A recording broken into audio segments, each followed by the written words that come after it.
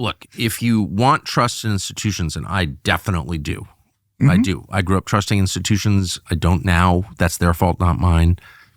I think your country doesn't work if nobody trusts any of the institutions, right? It just doesn't. So we want that. The only way to that is through transparency, honesty. So I get all that, and I'm for it vehemently.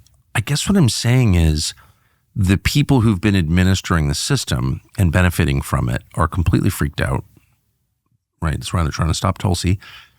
But I wonder if they get threatened enough, if they don't become like just flat out dangerous to everybody else. Like the only way to stop disclosure at this point would be with like a catastrophe that's so all encompassing, 9/11, COVID, that it just, everything shuts down. All trends in progress stop. Yeah. And I just feel like there's a lot at stake for these people. If you're, John Brennan or Jim Clapper and you're like a criminal, or Mike Pompeo, you're a criminal. That's my opinion, but I think they're obviously criminals. You've got a lot to lose. Absolutely. Yeah. Yeah. And people in the intelligence agencies whose names are not known to the public, they're about to be.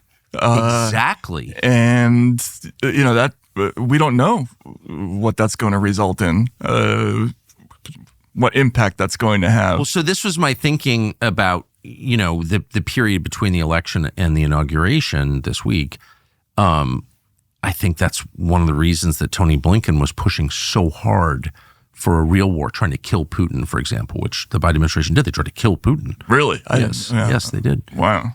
Which is insane. If so who takes over Russia? Right. And what happens to the nuclear arsenal in a country that's like so complex, outsiders can't even understand? I mean, you live there, That's demented that you would even think of something like that. Absolutely. So why were they? Because chaos is a screen that protects them. I mean, I don't know this. That's just like watching what they're doing. I'm like, why would they be doing that? Part of it is because like it's like when you're taking off the roof of the embassy in Saigon, you burn all the papers, right? Absolutely. But they can't because they're digital. So maybe you need like a war to hide your tracks. Or to keep the public's attention. That's what I mean. Elsewhere. Same right. thing, Yeah, yes. Exactly. I had the same fears, and that was part of my thinking when they started, approving the firing of American missiles into Russian territory and British missiles and French missiles. Exactly. I'm like, why would you do, what possible reason would there be to do this? You're not really going to make any military gains by doing this. So you're doing it either to provoke the other side or to create a headline. The headline, I don't think it gets you anything. No. So what were they doing? And if as you're saying, they were fiddling with regime change in the interim. Yes. Yeah, I think that was a fear that a lot of people had. I didn't think that, frankly, that Trump would become president. I thought for a variety of different reasons. I don't know exactly what could have happened to stop that, but. It was hard for me to accept that it did happen. I was sitting first. about 6 feet away, and I just thought, wow, I can't believe this is actually happening. Right. Yeah. Up until the second he said the oath, I was like, man, you just get superstitious or paranoid or whatever it is, having seen all this stuff.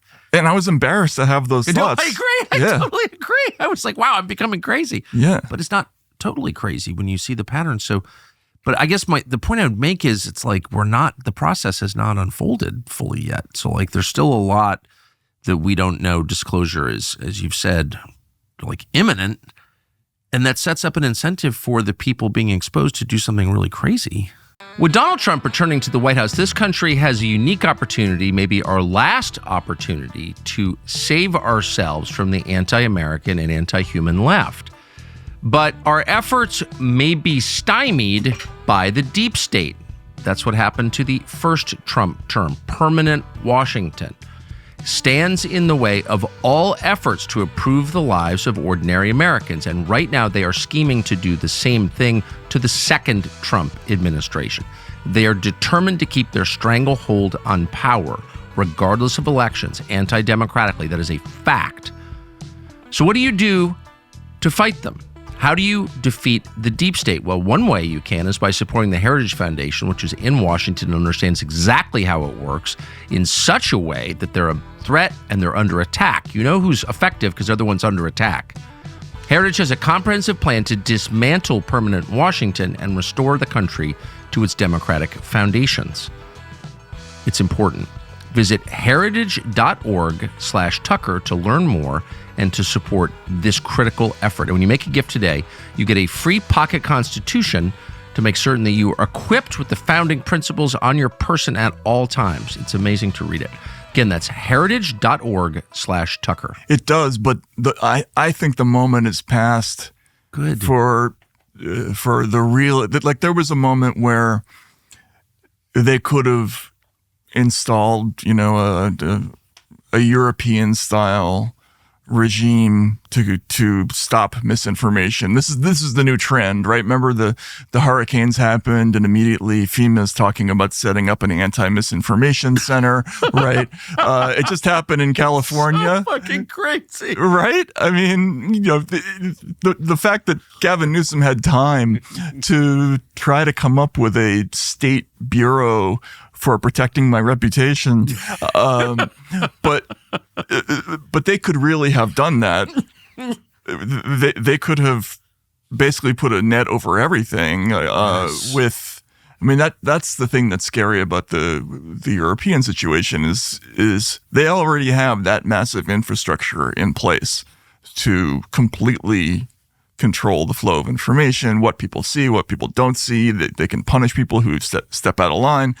And we were, this far away from being part of something like that. And if they were going to do that, if they had done that, and I think there was probably some thinking that would have been accomplished by 2024. If you go back and look at some of the European Union's papers on the subject, they were anticipating that we were going to be signatories to certain agreements, like the Code of Practice on Disinformation, that we would have our own version by now. If they had done that, then none of this would be possible.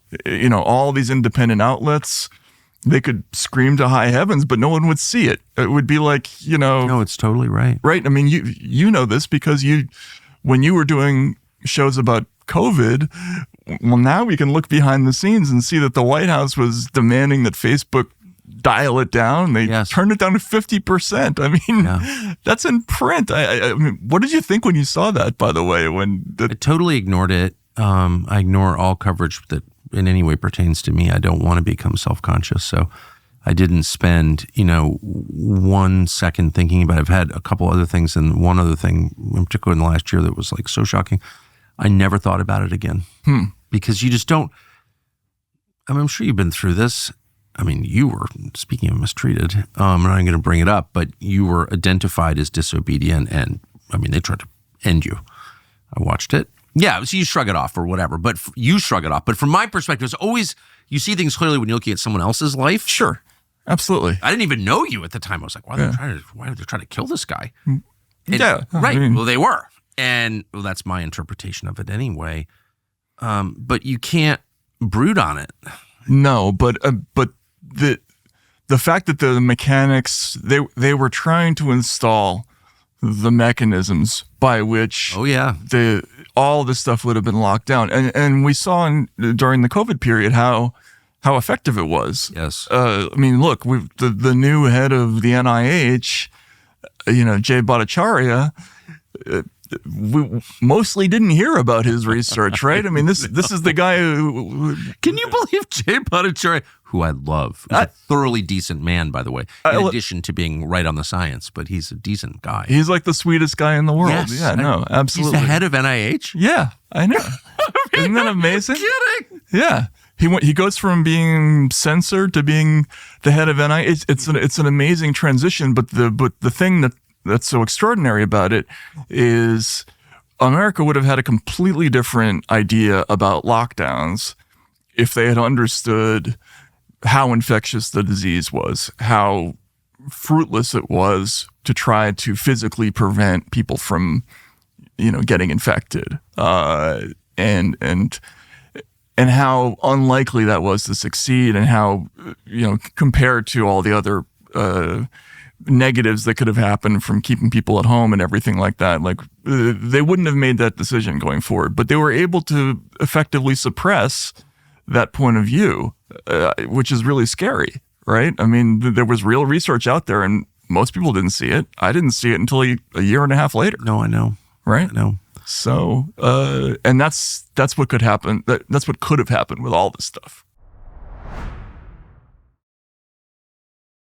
Thanks for watching our YouTube channel. We hope you'll subscribe to it. And by the way, you can hit the little bell on there and get notifications every time we produce a video. We hope you'll do that also.